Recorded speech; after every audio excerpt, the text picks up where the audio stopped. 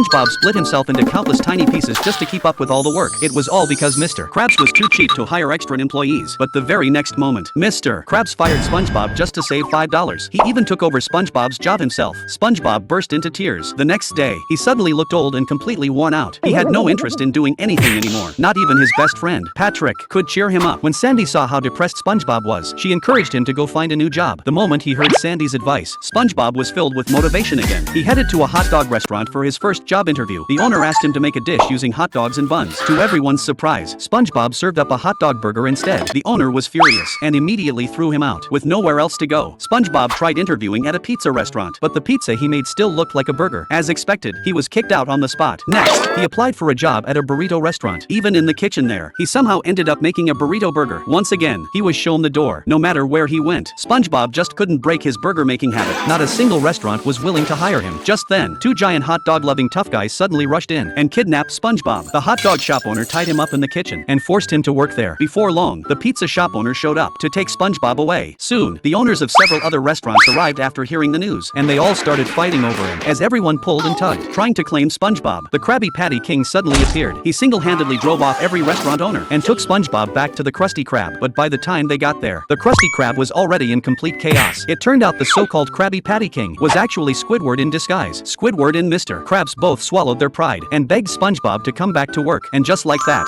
SpongeBob happily returned to his job at the Krusty Krab.